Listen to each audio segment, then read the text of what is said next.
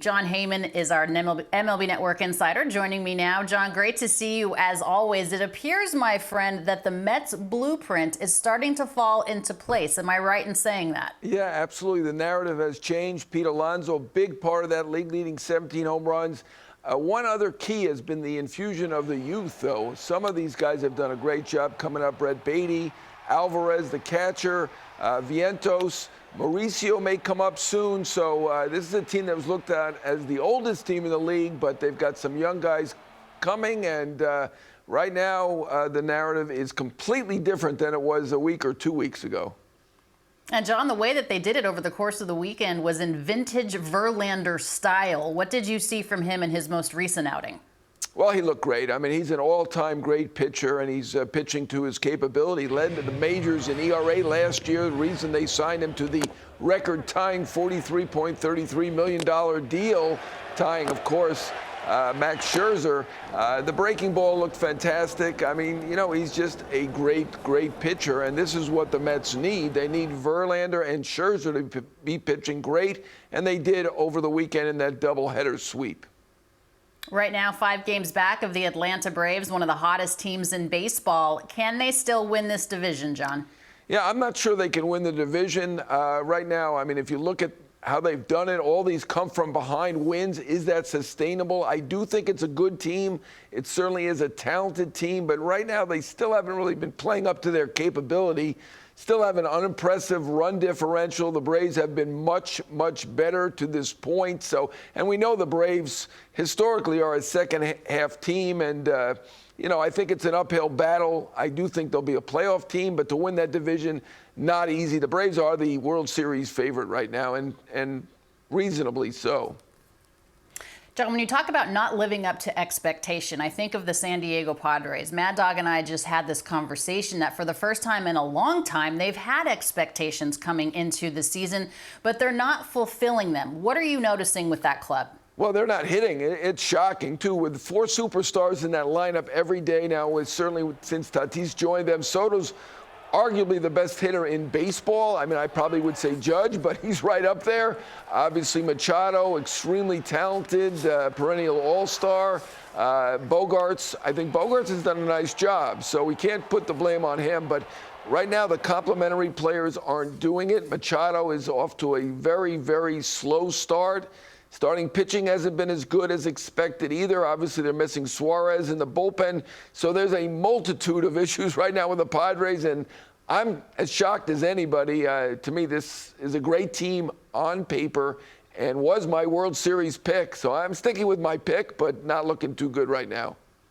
Yeah, well, I picked the Mets and the Toronto Blue Jays, so let's see what happens as far as that goes for the Fall Classic. Okay, the St. Louis Cardinals have seemed to have picked it up a little bit. They've had some very peculiar decisions, at least from the outside looking in, but for whatever reason, it seems like they are starting to climb out of that hole that they built for themselves. What have you seen? Yeah, absolutely. Their offense has been incredible the last couple weeks, and you know, I think they're right back in the game, right back in the race in that Central, and obviously no one has really taken hold. The Pirates have been better than expected.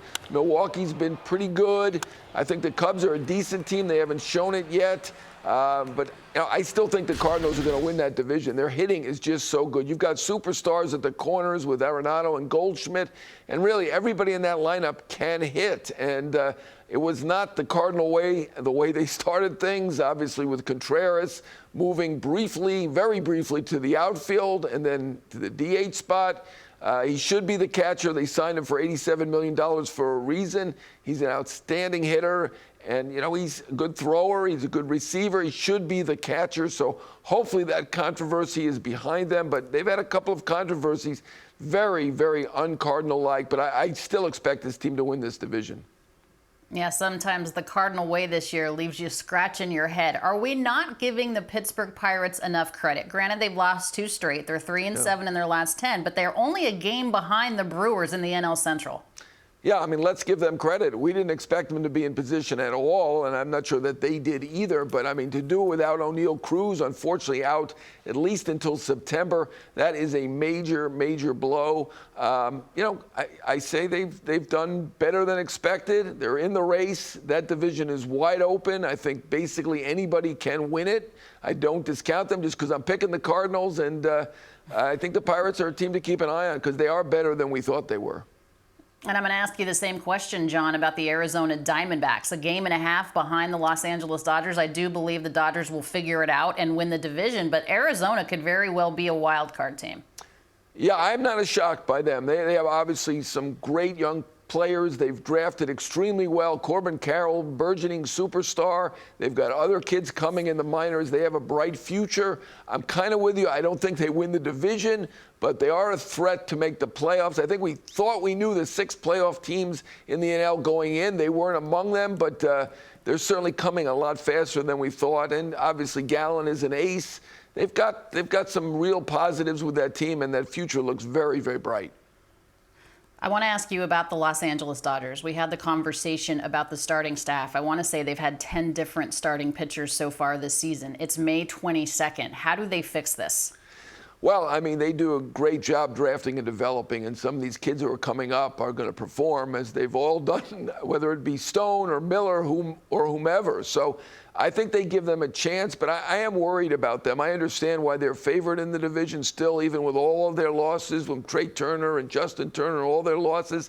I get it. Freddie Freeman and Mookie Betts are 2 of the best 5 players in baseball. Urias, when back, is one of the best pitchers in the game. Kershaw is probably the best pitcher over the last 50 years. So they have a lot of positives, but so many injuries now with May going down. We've got Urias on the IL. I mean, obviously Kershaw's not giving you 200 innings anymore. So they're going to rely on these rookies. And, looking at the history, certainly the recent history, it may work out okay for them, but I am a bit concerned right now with all the injuries that they do have. Yeah, the Dodgers certainly are not whole, but they are not going to get a pass. Just look at the New York Yankees. They're not whole either. Okay, Chicago White.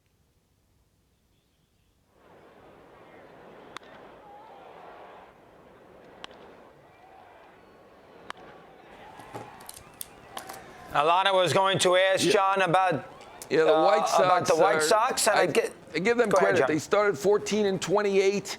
And, they're putting it together now. Obviously, they have some very good elements. We thought their talent was outstanding to begin the year, certainly a threat to make the playoffs. Still going to be an uphill climb for them. Interesting that Clint Frazier now on the roster. Had a big time at Charlotte, really played well there. I still think this is a talented team. They've gotten a quality start. Their last 6 starts out. The rotation is solid. Obviously, Luis Robert is off to a great start. Moncada should be doing better.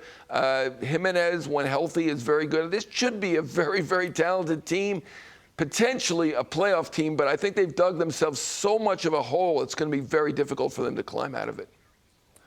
100%. Plus, they beat Kansas City. I got to put a little asterisk next to that, as obviously we talked to John with Alana, little microphone thing. One last thing for me, Texas, John. I mean, they got a great offense.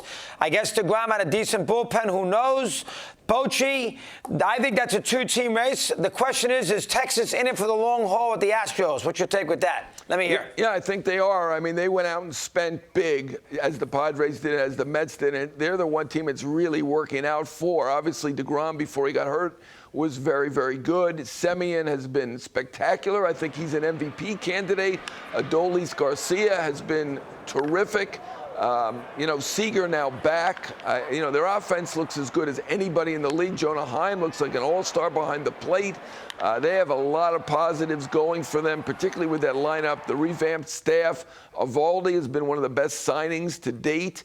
Martin Perez, he's back. I believe in him as well. So they have a lot of talent. They got a run differential of over 100 plus at this point. So I think you have to look at them as a real threat. I know we all figured the Astros are going to win that division going away, and the Astros have been really good lately, winning 7 in a row, and certainly they may win that division, but Texas has been outstanding, and I think they are there to stay. Good job, John. We will check in as the year moves along. Always a pleasure. Thanks for the help here today. All right, thanks, guys.